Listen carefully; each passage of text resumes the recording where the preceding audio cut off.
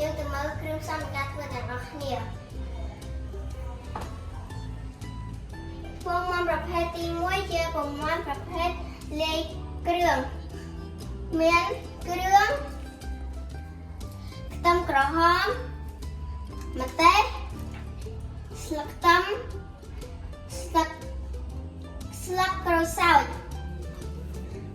ពងមាន់អាំងបែបធម្មតាមានទឹកស៊ីអ៊ីវ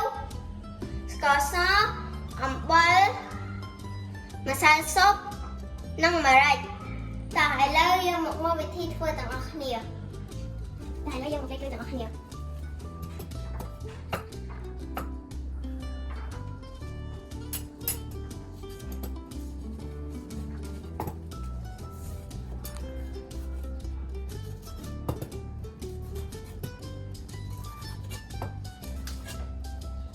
តែឥឡូវយើងដាក់គ្រឿងមកអស់ហើយយើងមកកូរទាំងអស់គ្នាឥ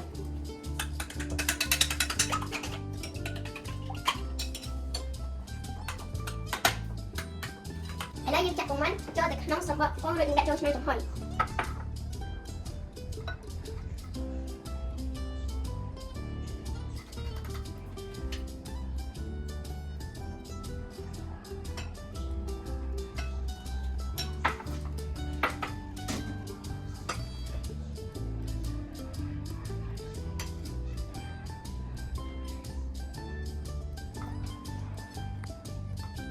ឥឡូវយើងចាក់ហើយយើងដាក់ចូលទៅក្នុងឆ្នាំចំហុយ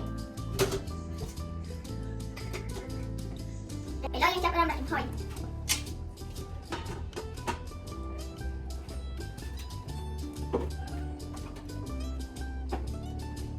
ឥឡូវពងយើងឆ្អិនហើយយើងចាប់ផ្ដើមបើកគម្របវាគ្រាន់តែបើកមកក៏ឆ្នៃតែម្ដងឥឡូវពងយើងឆ្អិនហើយឆ្នៃមែនតែនគ្រាន់តែឃើញក៏ឃើញតែម្ដងគ្រាន់តែញ៉ាំក៏មានរសជាតិឈ្ងុយដែរហើយក៏ឆ្ងាញ់ទៀតវីដេអូយើងក៏មានតែប៉ុណ្្នឹងដែរជួយ subscribe ទៅកណ្ដឹងនិង share ដើម្បីទទួលបានវីដេអូថ្មីៗសូមអរគុណបាយបាយ